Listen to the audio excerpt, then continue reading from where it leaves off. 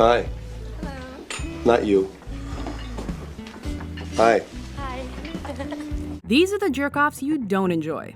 Did you see the memo about this? Welcome to WatchMojo.com, and today we'll be counting down our top 10 favorite movie jerks. My friend, don't be a jerk. Step aside. If he does that again, you can shoot him. To keep an even playing field, we've decided to stick with characters that hassle the film's protagonists. Number 10, Ted, Bridesmaids. Wow, this is so awkward. I really want you to leave, but I don't know how to say it without sounding like a dick. Kicking off our list is the character that proves that just because you look like Don Draper doesn't mean you're smooth like Don Draper. You can totally lay down in my lap if you want. What? Just take a little lap nap. As Kristen Wiig's handsome buddy with benefits, John Hamm plays a mean-spirited and self-obsessed jerk who's constantly crushing her self-esteem, calling her names, and setting up the next booty call. Open for biz. Few jerks can successfully convince others they're actually sensitive and caring while also cranking the exploitation dial to 11. You know what? It's getting really late. You should probably go. I'm gonna miss you so much. Number 9, Benjamin Kane, Wayne's World. 一磅叉燒 Mountain Dew, Pepsi Cola, 用燒烤飯 This guy is good. This guy is the rich and ridiculously handsome TV executive who uses his charm to steal Wayne's show and his girl. What makes him a total douche, besides the false pretenses or his use of hair gel, is that he is the only jerk to our knowledge to get his own happy ending. You didn't really think she'd end up with Wayne, did you? Number 8, Edward Rooney, Ferris Bueller's Day Off. Rooney is the embodiment of everything you hated about high school. If Ferris thinks that he can just coast through this month and still graduate, he is sorely mistaken. On his quest to prove wrongdoing, he oversteps his authority, harasses other students, and even does a little breaking and entering. Unlike some of the other jerks on our list, he spends most of his screen time getting what's coming to him, including getting his face dirty danced.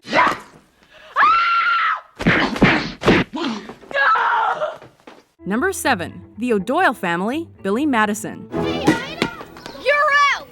Doyle rules! This family of hard-headed bullies regularly makes Adam Sandler's high school redo as unpleasant as possible. Doyle rules! Thanks a lot, O'Doyle. Nice meeting you. Whether it's by pouring soup on his head or by stuffing his locker with crap. Literal crap. Doyle rules! What makes these jerks stand out from the rest is their trademark chant. Who rules? Doyle rules! Thankfully, they make a solid push for a Darwin Award by driving over a banana peel and veering off a cliff, and thus removing their prolific family tree from the gene pool.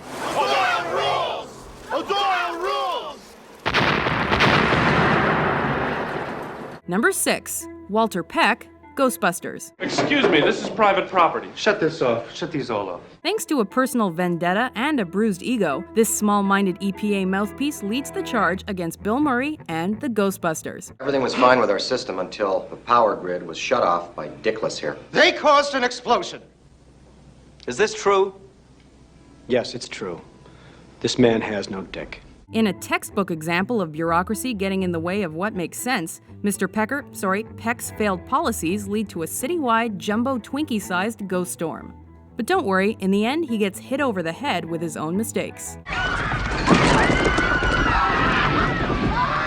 Number 5, Ernie McCracken, Kingpin. Now it's Bill Murray's turn to be the bully. Watch the door. He plays a hustler who exploits a young bowling prodigy named Munson, but when things go sour, he bails and leaves Munson to deal with the consequences. Of course, Big Ern never owns up to what he did, and instead, he goes on about getting dirty with Munson's love interest. It's a small world when you've got unbelievable tits, right? Turns Munson into a mainstream slur, A real Munson. and showcases his lack of morals by sleeping with moms from the charities for fatherless families. It's a tough world. These kids nearly got Munson. Number 4, Draco Malfoy, Harry Potter. Think my name was funny, do you? This bigoted bully is member number 1 of Slytherin House. A snobbish schoolyard bigshot, Draco uses his family's wealth and pureblood heritage as a way to put down Harry's gang. Shut up, Malfoy. This mean-spirited racist coward can't even fight his own battles and is always strutting around with his pair of goons for protection. Worst of all, it's just practice until he can join his father at the Dark Lord's side. Don't you just want to crack his little jerk nose every time he says Potter? Bet you loved that, didn't you, Potter? Famous Harry Potter. Number 3, Richard Thornburg, Die Hard.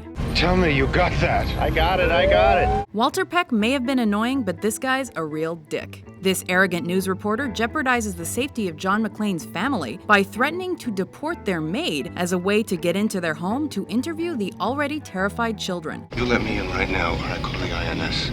Comprende? Thornburg is a soulless opportunist, to the point where he makes the kids believe they'll never see their parents again. Thankfully, he gets what's coming to him. In the face.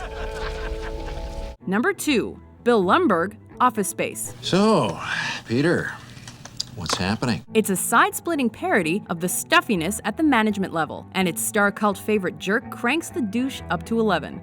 I'm gonna need you to go ahead and come in tomorrow.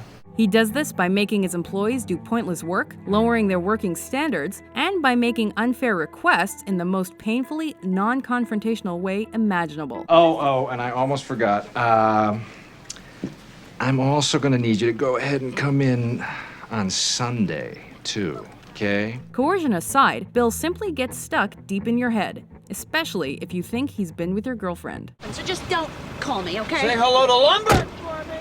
Number 1, Biff Griff Buford Tannen, Back to the Future. Well, looky what we have here. Taking the top spot on our list is the genetic line of buttheads. Who you calling butthead? Butthead. That is incapable of delivering a proper insult. That is, barring a radical change in the timeline. Now, why don't you make like a tree and get out of here? It's leave. They're the quintessential movie jerks, because it doesn't matter which era of Hill Valley's history the time-traveling Marty McFly ends up in, a Tannen will always be there to bully a McFly, and to get Marty in trouble by calling him chicken. What's wrong, McFly? Chicken? Do you agree with our list? Ooh, yeah. I'm gonna have to go ahead and sort of disagree with you there. Who's your favorite movie jerk? For more entertaining top 10s, be sure to subscribe to WatchMojo.com. Bye. I'll fix you, Venkman. I'm gonna fix you. I'm gonna get you a nice fruit basket. I'm gonna miss him. All right.